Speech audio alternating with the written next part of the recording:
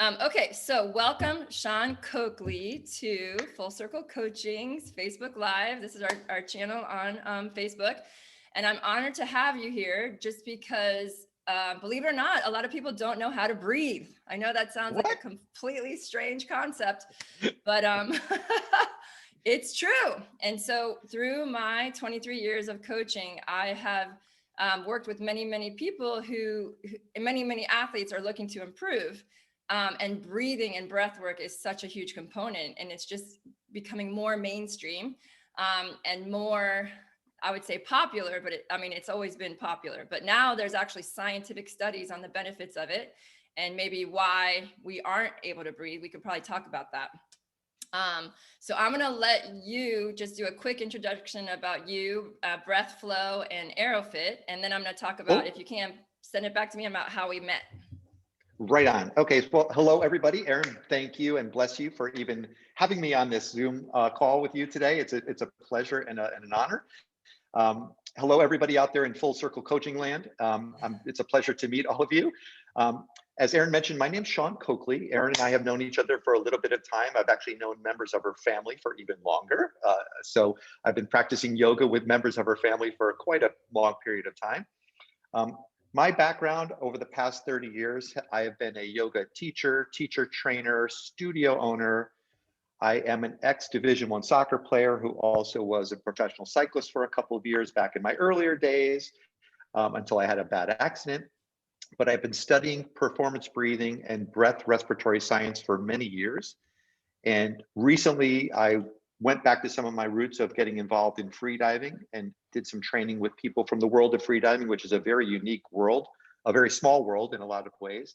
But the way freedivers think about breathing and breath control, the adaptations that they create in their body have been studied in the science, the validated science that Erinne mentioned. A lot of that comes from studying people who actually do freediving or holding their breath underwater. So some of the things I'm going to talk about today come from that world, and we adapt the beautiful science and art of freediving into how to create a better performing athlete, but not just an athlete, a person in general, a holistic person in general, which is why Erinne and I are buddies, because we see the bigger picture of not just performing athletes, but how to take these breathing practices that could benefit all other areas of your life as well, which is really critical to have as a part of the conversation. I do run a company called Breath Flow. I'm locally based in Vero Beach, Florida, but I'm online teaching people like Erinne all over the world. I've had the pleasure of teaching Olympians and world champions, kind of like Erinne. So we both do our thing and we love doing our work. And so now Erinne and I, with Airofit, I am now the VP of Business Development and the Master Instructor for Airofit. Erinne and I are teaming up together to kind of create a really cool, yep, I got mine too, a really cool, powerful team to talk about the unique sport of triathlon because of the three disciplines and the three unique styles of breathing in each discipline that are available to athletes to increase their performance. And that's where the wonderful world of respiratory muscular training gets spoken about. And this is where Erinne and I begin our interfacing, right, where we talk about the consciousness, but more importantly, the nervous system and the concept of how the nervous system adapts during training and during competition. So I will stop there, Erinne, and put it back to you for a second, and then we'll get into the nitty gritty a little bit after. Okay, sounds good. So I am a yogini and I'm also a freediver. So my sister is the one who has been working with Sean longer, and so she invited me to a class. And so we took a day-long class that combined both freediving and yoga and breath flow. And during that class, I was surprised at how challenged I was as a freediver to even hold my breath, for the first session, the morning session. And it was about a 40-second breath hold, and that was the max I could get to. And then as the day progressed, I definitely got better. And in the water, I actually was able to go longer. And maybe you can explain about that, because there is the mammalian reflex, which is really cool. But so I was able to go about 1:30, I think was the longest I was able to go. But still, that's, for me, that was a huge improvement. And I was really excited about the whole process. And so then a couple weeks later, I actually did a Wim Hof ice bath. And we did like 30 minutes of breath work, just constant breath work and meditation and just like kind of zenning out. And when I got, when I did the breath hold during that process, I got up to 2 minutes and 54 seconds. And I was so blown away, I was like, whoa, I'm like, first of all, I was so excited because I was about to go to the Bahamas, and I was like, yay, I'm gonna be able to stay underwater like longer and not have to come That's up for cool. air, because I don't know if you know this, Sean, but I believe that I was a mermaid in my previous life. So never Fair have enough. to come up then, but now I'm a human. So I have to come to the air for breath, but yeah, so Right, that was right. really exciting to me. And that's when the whole breath work thing started to really become a part of my program. Not saying that I didn't teach people how to breathe consciously before, but it wasn't as much of an impetus. Through my Check Holistic Lifestyle Coaching, I always start with breathing with people and just noticing how people are so locked up, right? Yeah, They're holding their tension. They're taking 3 to 4 times more breaths a day than a relaxed human is, just because they're hyperventilating, always in a hurry. I'm totally guilty of this unless I do my breath work, right? Unless I'm doing my breath work. So I just was so excited when Airofit came, because when you introduced me to this product, because so many people don't get the breathing, right? They don't get, well, what do you mean? I'm breathing right now. Like, how do I train that? And also, I would also want to talk about how in the training, like, people have that fight or flight response when they're pushing hard, right? And you're going to get into the nitty gritty of that, but having the tool so that you're kind of experiencing that, not in training, right? Because I'm doing it with my athletes and I'm having them train to those extremes, but they get uncomfortable and they're not able to push to their full potential because of the limiting ability of them to breathe properly. Right on. Okay. You're speaking to the right person, Erin. I'm very excited about this stuff. You know me. I'm like, this is what I live for, kind of every day. So Yes. so for the people who are watching, who are coming as a triathlon and don't know the world of freediving even, right? Let's loosely define freediving. It's holding your breath in water, right? So let's not make it some like unknown thing where you have to dive 40 meters deep underwater, right? As a child, all of us have gone in the pool and held our breath, right? There's been a wonderful world of science that has been recently understanding why breath holds work the way they do, and the blood physiology and all those really cool scientific components. So let's start there for a moment to let your athletes and the people watching know why breath holding is an interesting thought process and why it helps people train better in general. So in my world, we talk about breath holding, whether in the water or out of the water. We use the term mindfulness by measure. If you think about that term and you think about brain state, the states of waves in your brain, delta, alpha, theta, and so on, we believe there's a good correlation to the quieter your brain is, the longer you can hold your breath. So it's a check, a biofeedback check, if you will, on how relaxed you are, how at ease you are. If your brain is fully operating and really oscillating at a high speed, you're consuming oxygen, you're ramping up your sympathetic nervous system. And these are all things that happen in training and in races. So there's a huge alignment between this wonderful world of breath control and breath holding as a device to teach you about how your body manages stress and the response and how fast your fight or flight mechanisms kick in. Right. So Erin, for you, like when you did your first breath hold, right? Everybody who hasn't really thought about breath holding usually does a short one the first time they do one, right? Because they're simply not used to the physiological responses inside the body. And for everybody out there, the urge to breathe does not come from the lack of oxygen. So let's wipe that off the table right away. The urge to breathe is from the metabolic respiratory waste product, which is carbon dioxide. So when you have elevated CO2 in your body wants to gas that out. It wants to breathe it out, which is why a lot of people do that big exhaling thing, because the mind, the primal brain, is telling your body to cut it out. Get this CO2 out of my system. And the beautiful thing is, we know we can train that endurance mechanism. We can start to use neuroplasticity and habit formation to retrain the brain's response to elevated levels of CO2, so you're not initiating sympathetic response. For everybody who knows Erin, right? And Erin and I have had these great talks, right? Managing your stress levels is a huge part of not just doing well in a race, but recovery, sleep, the important things that make you perform better. So if we could talk today a little bit about and keep it built around the idea that whether you're in a race or in life, you only want to engage your sympathetic fight or flight adrenaline response mechanism when needed, not all the time, Right. you'll be a better functioning human being and you'll be a better functioning triathlete without a question, no doubt, right? And that lends to Erinne's holistic perspective. So respiratory management does include hydration, nutrition, and all those other wonderful things, and alkalinity in the body. And we won't get into those details. That'll be another talk that we have maybe down the road, Erinne, about stuff. Okay. But so let's dig into the swim, the ride, and the run, Right. and the mechanical structure of the human body, and what areas of breathing are available to you during those three disciplines. So swimming, we talked about this before. I think swimming, from a respiratory mechanical perspective, your body has the most tension while you're swimming in the thoracic area of the body. So utilizing a tool, a respiratory mechanism that can train the function of your muscles, the intercostal muscles, the diaphragm, to become stronger. When you're stretched out and thinned out in the water, and you're constantly using the erection muscles of your abdomen and your backside to clamp down the ribs, so you're streamlined and you're breathing slower, strengthening those muscles so you can get more inspiratory capacity during that component of the race is critical. Yes. So what people, you and I live in a world where we do VO2 max testing and we talk about aerobic capacity, but rarely do people do isolatory muscle training for their lungs and the ability to expand and draw breath in.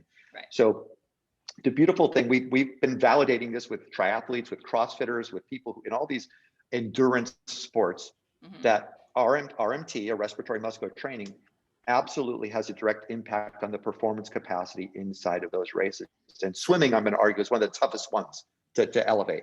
Okay, so real quick, so we do VO2 max testing, and that's how we get our training zones. And so my athletes are definitely familiar with that term. So how does, if we're going to be adding Airofit training to my program, how does the respiratory, what was the RMT? RMT, yeah, respiratory muscular training. How is that measured? Number one, so you would talk about the test, and then how with the tool of the Airofit it improves, right? And how can that affect? How does that impact VO2 max or lactate threshold? Do you know that? Of course, yes, I do. I just so happen to know those answers. Yeah, so great questions though, right? So let's talk about how it gets converted. And to do that, in order for everybody to understand this without getting really heady from an academic level about biochemistry, let's start off with the power plant in the body and how we actually create energy. And I'll do this quickly. Right, inside of each cell of the body is a little globule, I'll call it, called a mitochondria. And inside that mitochondria, there is a process that creates energy in our body.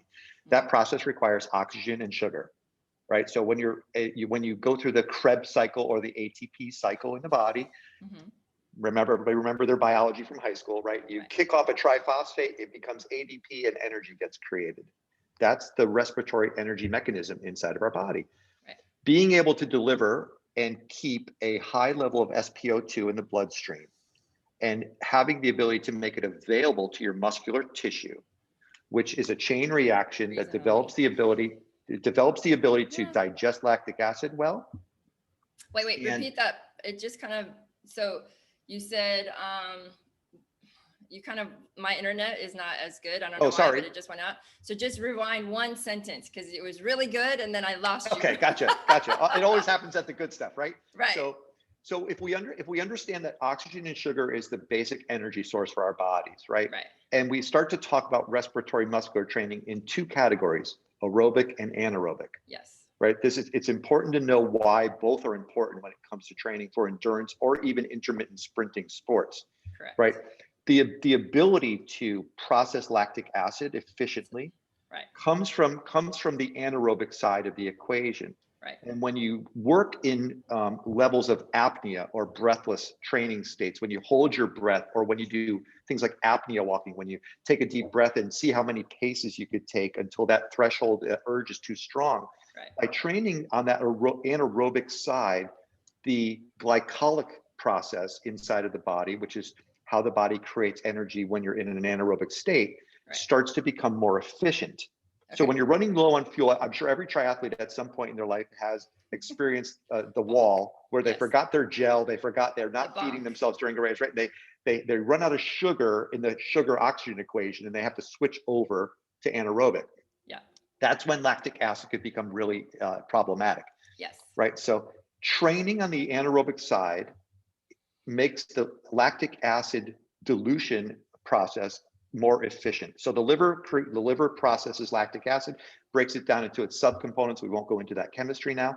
And as you train as an anaerobic athlete by doing anaerobic Breath work holds, with the right. things like the breath holding and breathless states of breath cycling, where you focus on not breathing as often as breathing, your body starts to build up a CO2 tolerance or endurance inside of it. So you don't react to those urges, which is what kicks on the sympathetic nervous system all the time. So as your body transitions from aerobic to anaerobic, by doing respiratory muscular training and anaerobic threshold training as part of that training, your body becomes more efficient when that switch is turned, when you go from aerobic to anaerobic. So you're making every part of the biochemical process more efficient in your body. And the beautiful thing about that is your mind starts to understand that you're going to do this on a regular basis.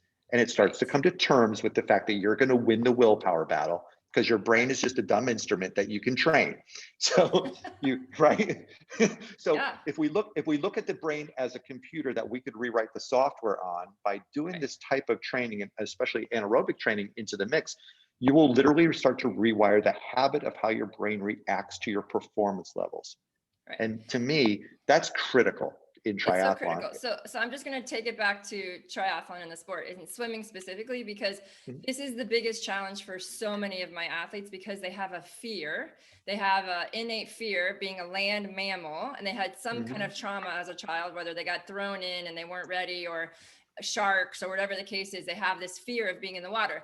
So I'm having them be in the pool, and we're practicing like, sets where they're going 3 or 4 strokes without a breath, but they literally can't handle it, right?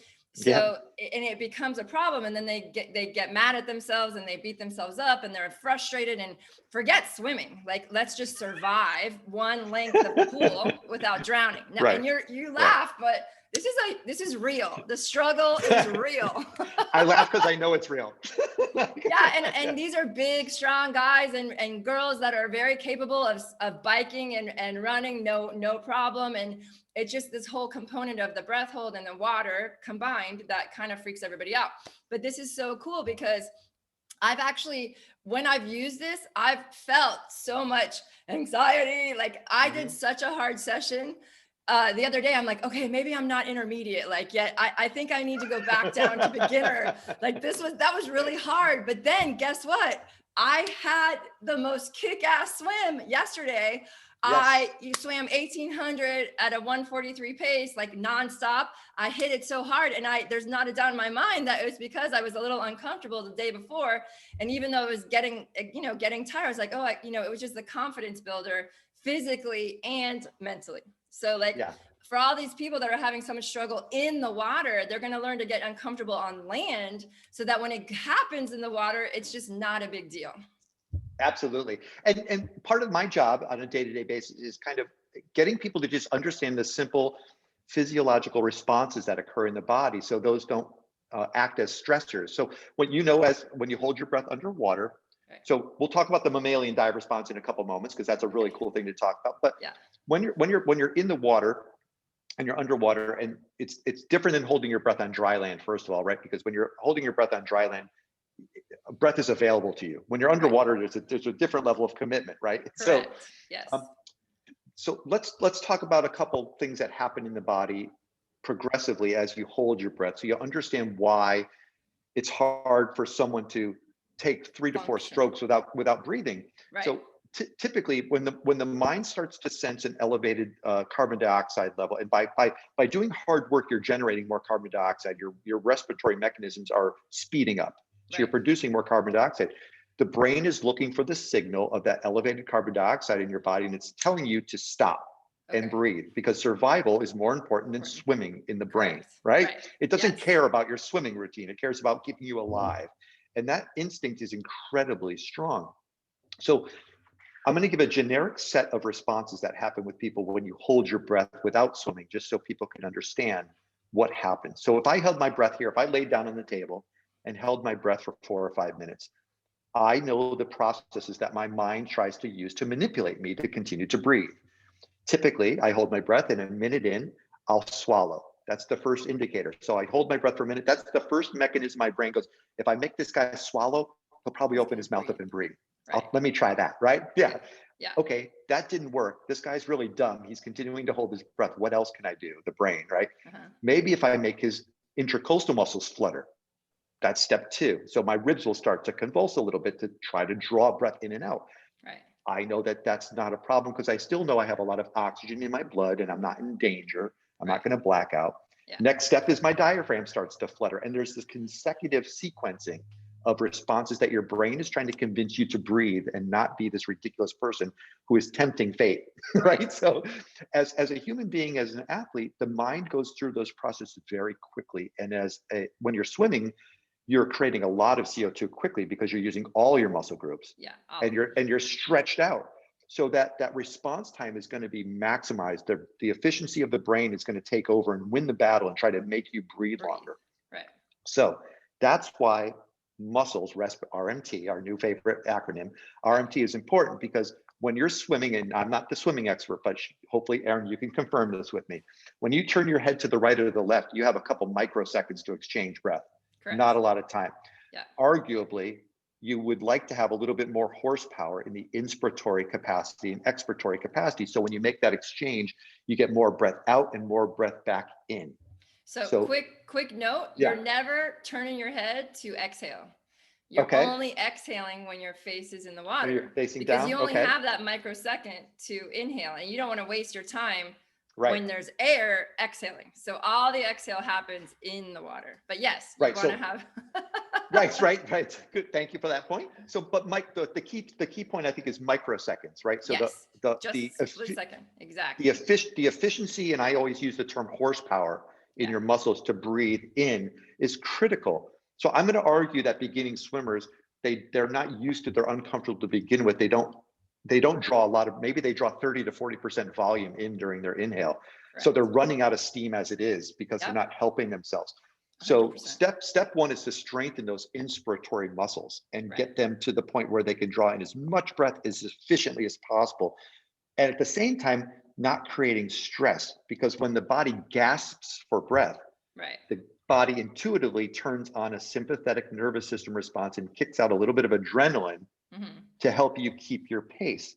Right. So we have to teach people to become muscularly efficient in their intake of air, so they can relax when they intake that air and not turn on the autonomic nervous system. Because the swim is stage one of a 3-stage race. Correct. If you're burning out in stage one, guess what's going to happen in stage 2 or 3? You're not going to last. You're not going to be happy with your results. And we all know that triathletes are type A driven, goal resulted people. So we want to make sure that they're efficient. Start all over though. We're in a really good place about talking about how Airofit can benefit triathletes. And we're starting with the swim. So maybe just recap the swim part and really briefly, and then we'll go on to how it affects triathletes and performance in general. And we'll kind of get our flow back. Cool. So the quick bullet point reference to the swimming world from my perspective as the non-swimmer on the call here is we have microseconds to take breath in. The body is stretched long, so the muscles are rigid and structurally strong, so they're holding the ribs and diaphragm tightly. So there's not a lot of volume that's easy to create in the body to exchange the gases. As Erinne so perfectly pointed out, we exhale when our face is in the water, not when the face is to the side. So the point of respiratory muscular training and why it's important to this discipline of triathlon is to create more muscular energy and more efficient movement of breath in and out of the body. So you can take advantage of that microsecond of inhale and get more volume into the body, so you're getting more oxygen into the lungs that disperses to the blood, so you can keep moving.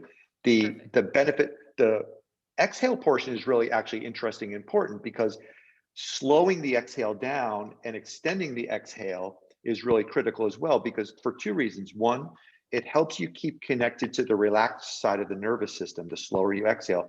But the longer you exhale and under control, the more CO2 you're getting out of your system, which is what creates that panic, that fear, that urge in the water.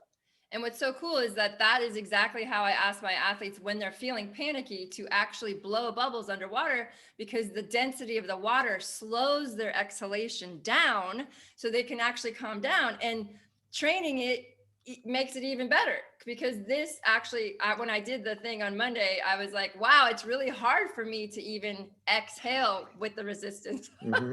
So I was like, okay, this is harder than it would be in the water, which is a good thing because I am training, right? I'm training my breath, right? Right. But that's just really a cool connection in my head about even more value to the, not just the inhalation, which is a no-brainer because we need oxygen. Oxygen, for me, I tell my athletes, oxygen is speed, right? So, and oxygen is also thought, right? If you have oxygen coming in, you're able to think about the process of swimming, of biking, of running, even at the higher intensities, because you've trained it, right?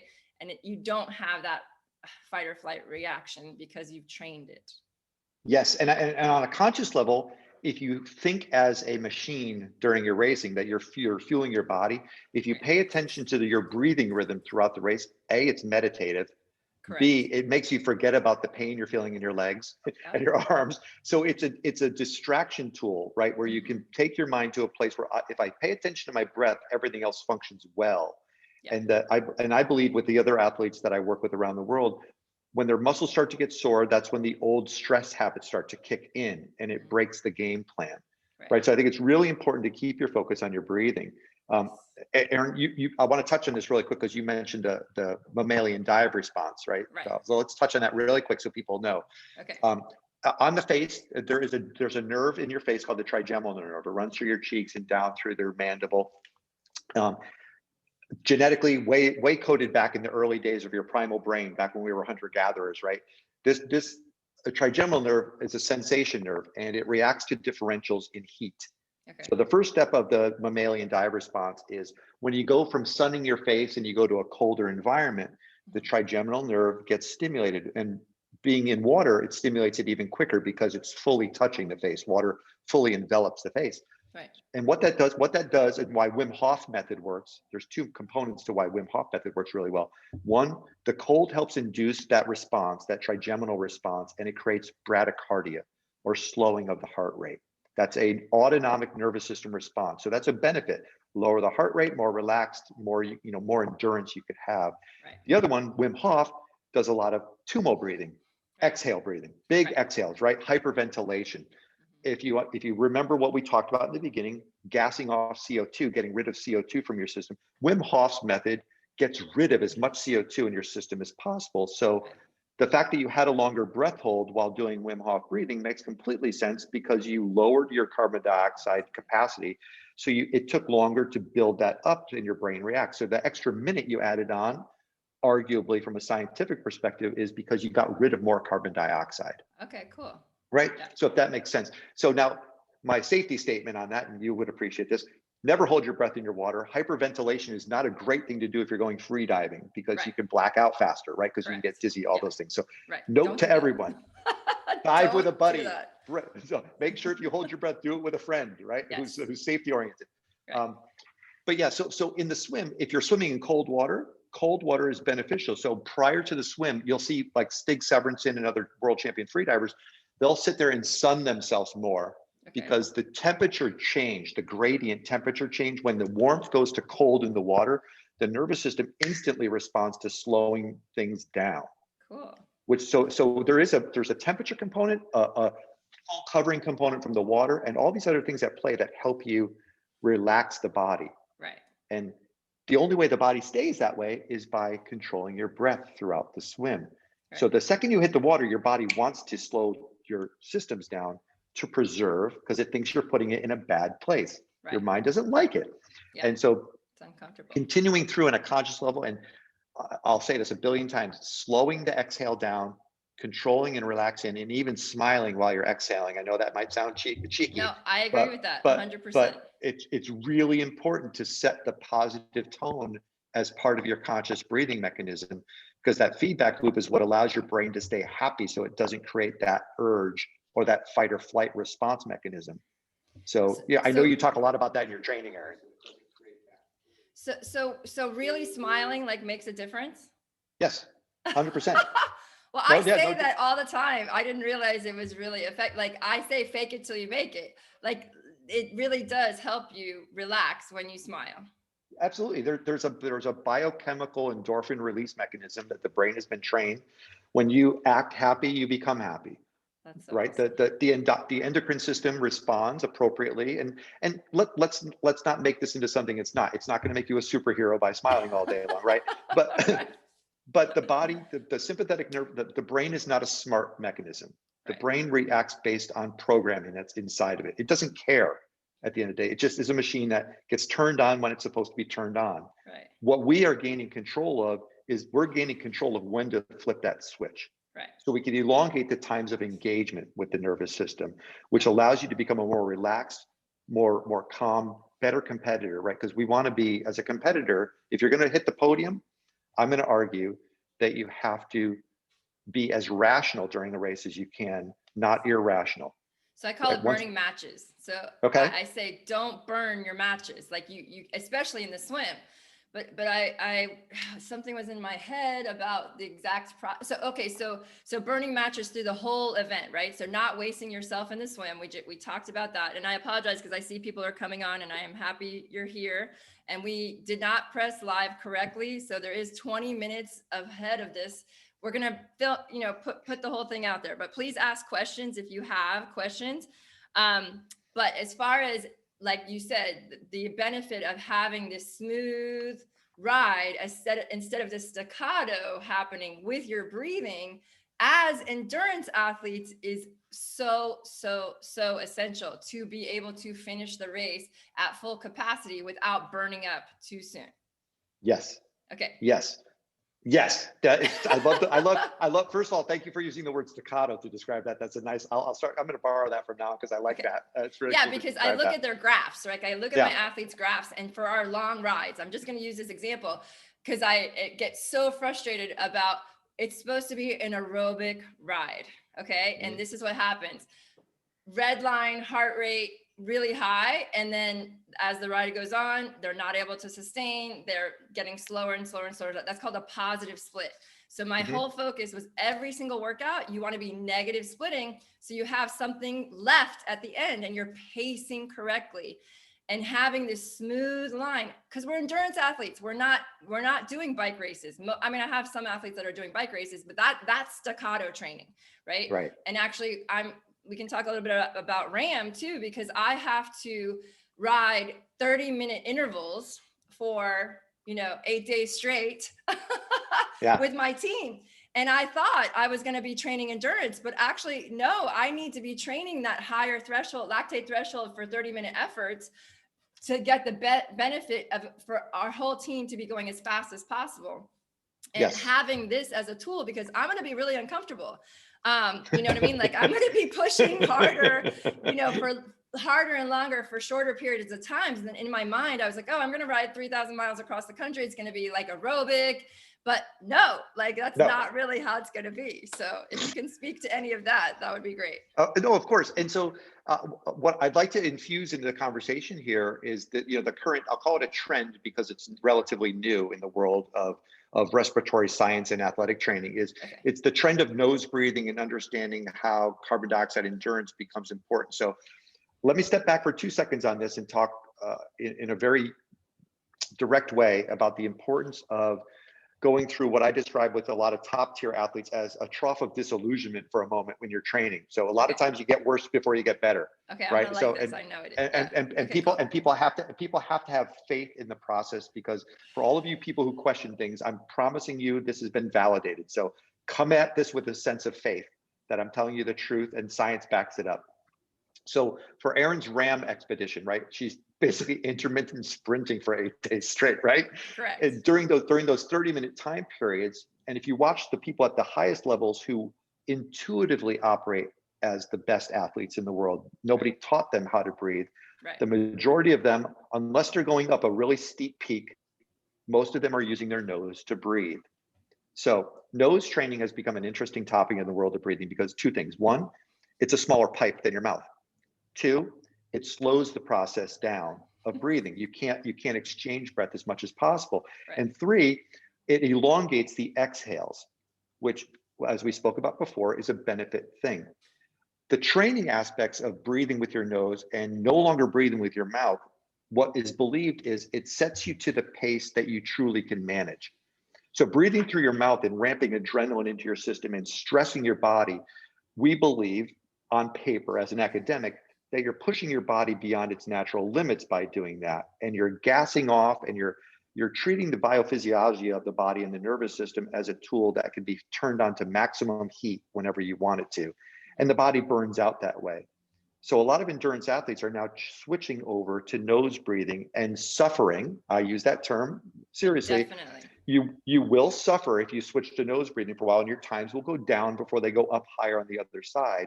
But the argument is when you're training for endurance, by breathing through your nose, you're going to operate at the peak level that's comfortable for your body. So we call it, I call it your aerobic threshold. Threat, exactly. In your world, that's exactly what it's called, right? So aerobic threshold is a different concept when you're breathing through your mouth because there's a negative connotation or negative result by doing that athlete breath all the time. You're making it harder for yourself to perform. So if you slow your breathing down and understand that the new pain that you're going to discover is not necessarily the burn in your leg, the new pain is the mental pain of allowing yourself to breathe slower to achieve higher performance over time. You're going to go through a 30-day habit formation, right? You don't understand, like, this is so in line with my training. So I have my athletes run slow and bike slow and swim slow, not swimming, only breathing through their nose, but biking and running where they're going slow enough that they keep their mouth closed, and they hate me. Of course they do. Hate me. They're like, I mean, I'll show you a text from somebody this morning. What are you doing to me? Like, no, I am not doing this slow effort. Like, it's not happening. But I don't know if you know this physiologically, what is also happening is you're teaching your body how to burn fat as a fuel source. Did you know that, Sean? Of course, yeah, it switches to ketosis, right? It switches over. Exactly. Absolutely. So that's another huge side effect as far as improving your body to weight ratio. Because you're teaching your body to burn a fuel source that you have so much more of, as opposed to carbohydrate where you have to keep refueling, right? Exactly. And as these longer endurance events, the more we can burn fat as a fuel source, the longer we can go without that bonk. So this is so cool because you're like reinforcing all my coaching. Yay. I'm so glad we're not contradicting each other. That's right. Awesome. No, this is good stuff. So, and this same conversation also equates to the world of theoretical simulated high altitude training. It's a similar conversation in a lot of ways. So a lot of people who like to live high, train low, live high kind of concepts, those things. Right. If you imagine as an athlete that you could start to understand that by putting less physical stresses on the body, less muscular stress on the body, your biophysiology can achieve the same training state results. So you're not burning out your muscle, you're not creating more lactic acid, you're not injuring yourself as much, which is a big issue in the world of a lot of sports, but triathlon especially when season comes around. If your body naturally and intuitively learns the new habit of operating at its real maximum level of output without doing damage, you're going to recover for the next race and the next training session better. Exactly. And that's critical. If you're going after point accumulation and missing a race can ruin your whole season, this is where this conversation becomes even more important, because behind all of this, recovery and resilience is behind all of this. Recovery and resilience happens faster if you train this way, because you're not doing damage through ego, adrenaline, or type A drive, which can do damage rather than good. So I hope that's in line with what you teach as well, Erinne. It is. It definitely is. And I mean, my story, I burnt out, I don't think I have worked with very many long-term triathletes that haven't had that experience, and they don't understand it, right? That it just doesn't really make sense to them. But this is even more just reinforcement of the physiological benefits of the breath training, right? So we do have some questions. Cool. So Martin, it takes me a long time to get into a rhythm of breathing in the water, which makes me very nervous and my head starts to play against me. How can I shorten that time to get into the rhythm? So use your You Airofit right before you get in, right? That's the short answer, right? That's the short answer.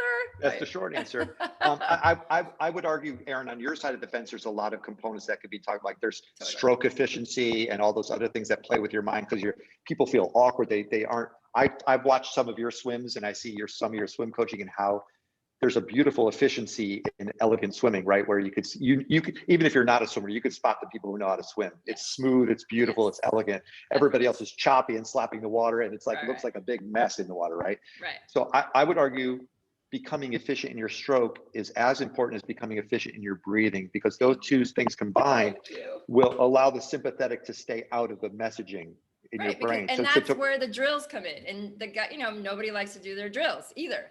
So it's all about like efficiency of your form.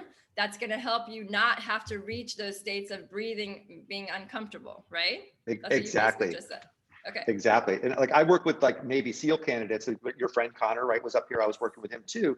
I work with a lot of people who do combat swimming, which is kind of the sideways swimming, right? And if they don't practice, it's an awkward stroke for a lot of people.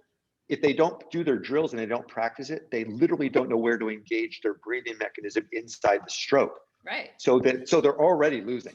Yes. Because the habit of where to inject the breath in the arm movement, it's not natural.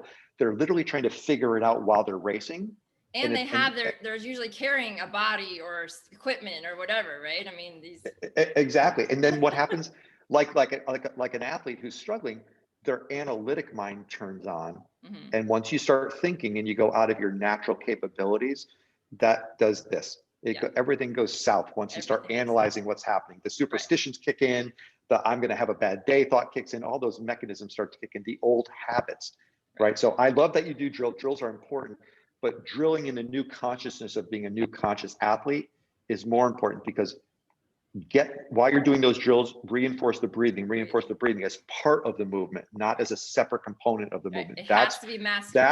That's where this becomes critical, because when your horsepower increases and your diaphragmatic flexibility and your intra-external coastal muscles start to work well, and they don't create lactic acid on their own, which happens. People create lactic acid when they're struggling for breath in their breathing muscles.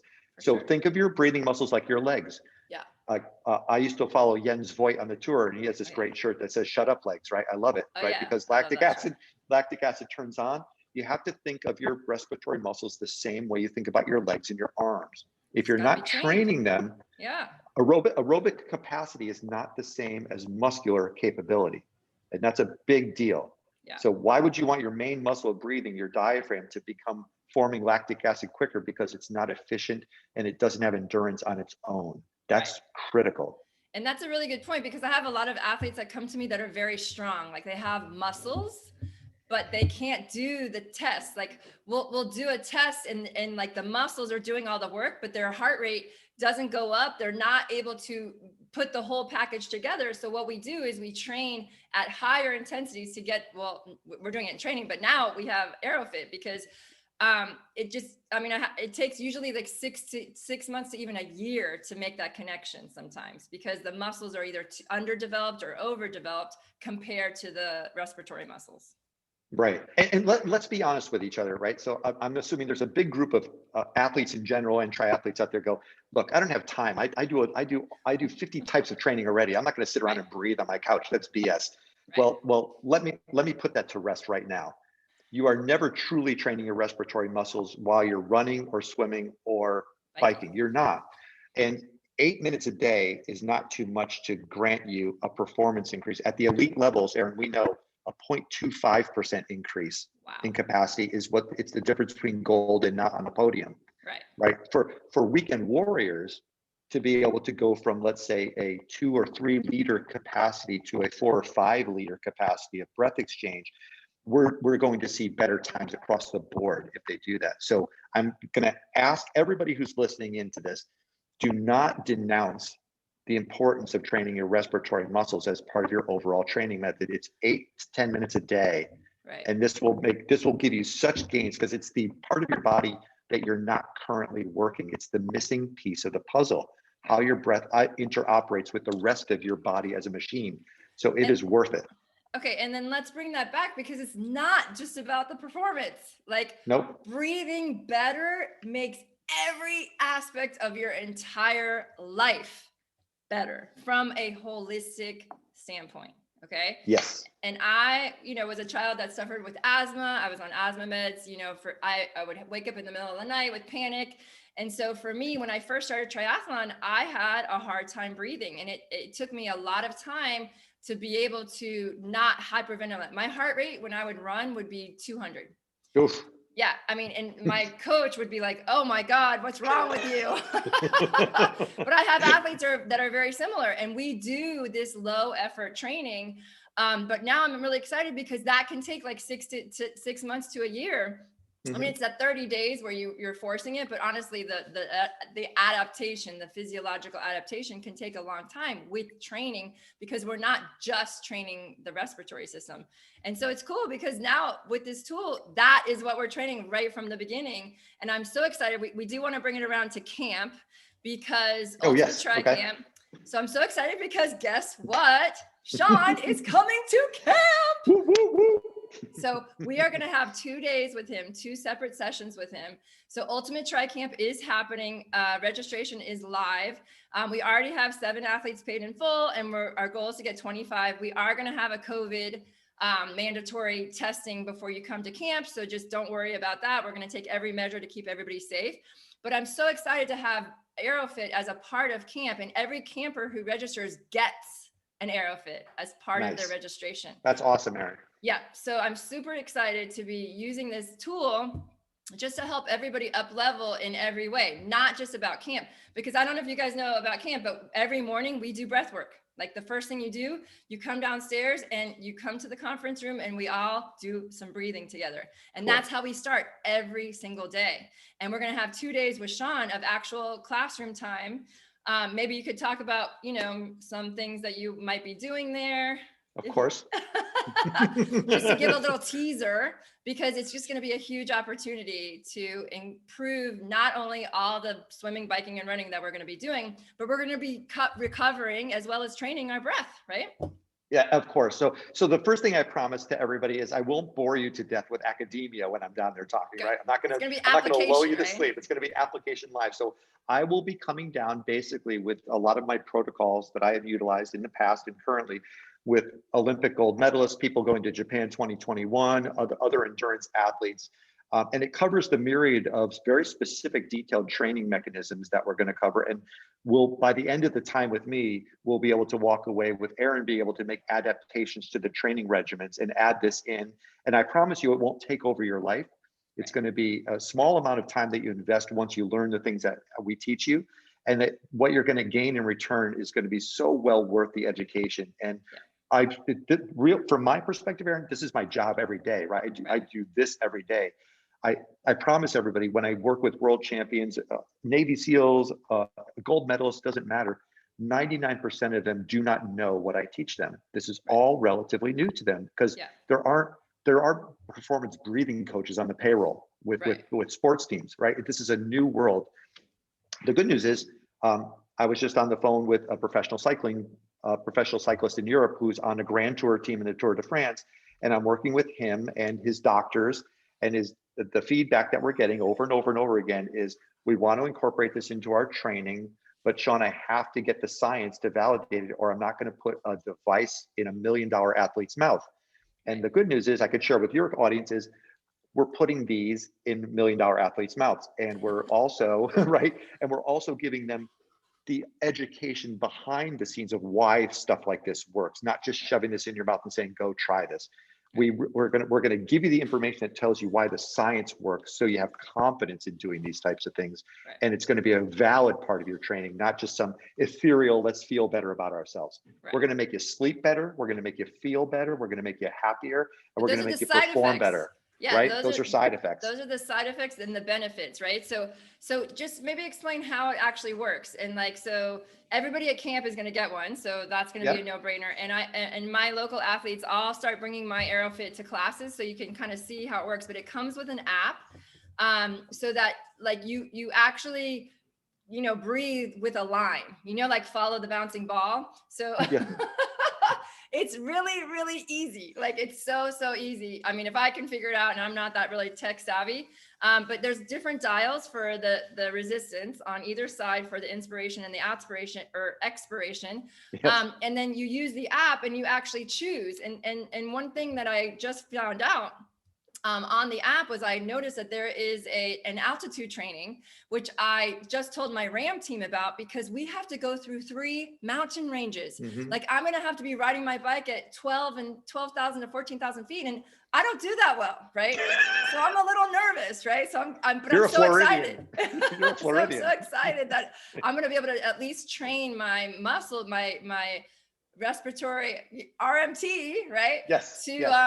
To handle that lack of oxygen up at those altitudes without having to go to Colorado and train, right? So that's super exciting for me. So Absolutely, it is super cool. So yeah, so I mean, we could share. I have a couple screenshots and stuff, Aaron, that I'll share with you afterwards too. But the yeah, app is we work on the app daily. It's a very easy interface. When you get the Airofit, you simply push a little button. You see, if you can see, it starts to blink. yeah, It connects to the phone. It connects to the app. It makes you, when you first do it, if you could see in the upper hand corner here, it says take a lung test.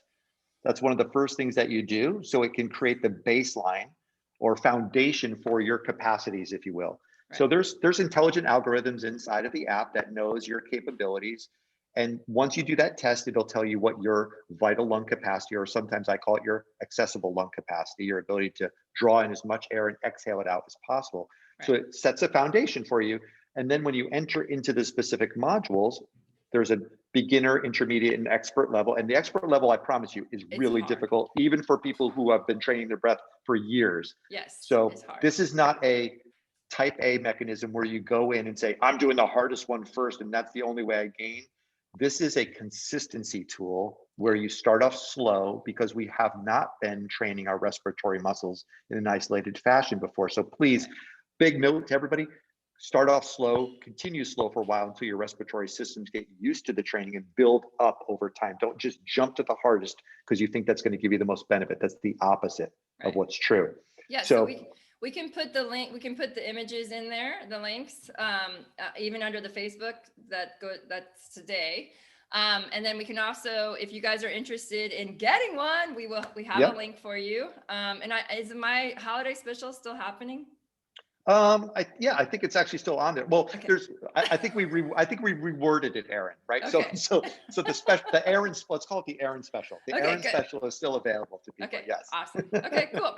But don't get one if you're coming to camp. If you're already registered for camp, don't get one because you guys get one as a part of your registration. But yeah, if there's any other questions, I see some thumbs up of people who are coming to camp. They're super excited that they're getting one. I see some people on here I haven't seen in a long time. So welcome. And I hope you guys are enjoying this information. We're going to be doing more stuff like this. And Blair's watching. So hey, Blair. All right, you guys, I think we're good. I'm sorry if we went a little long, but there's lots of great information. And again, I will repost the whole recording because we had a little bit of an issue for the first 20 minutes. All right. Yeah. So Sean, is there anything else you want to say? Yeah, let's throw this in like on the fly. I'm catching you off guard, right? So for the group that's coming to camp, let's agree that we will do a private Facebook group or Zoom call for them prior to coming. So they will learn a little bit more. So they're not coming trying to figure it out the first morning. We'll get them up and running with this like a week or two before, if that's possible. Yeah, so that way they're that way we could also have some data from them using it. Because note to everybody, Erinne's going to be able to see your training data, right? So as a coach, you can't hide from Erinne anymore, right? She's going to know if you're using this, and we're going to know from a coaching perspective how your performance is and how your progress is tracking. And that's the other thing we didn't talk about. This is a great validation tool. Triathletes like data. You guys like computers on your bike. You like to know every little point of interest. This is going to add to those data points so you can truly track your progress. So be satisfied that you're going to have scientific validation, if you will, of your work that's being performed so you can see your progress happening. So that's really cool. Yeah, and I'm also a big fan of just showing your performance, right? When you cross the finish line and you're faster than you've ever been and you feel less fatigue, you know that things are happening. And we do testing every 4 to 6 weeks. And when we hit those tests and your power numbers are higher and your heart rate's lower, this is going to be the result of training with the Airofit, amongst the other training that we're doing, of course. It's not just this, but this is just a huge, awesome tool that I'm so excited to have on my team, right? All right, Yes. you guys. So I guess that's it. I'm wishing you well. Have a wonderful day, and we will see you soon. Thank you so much, Erinne. Thanks, everybody.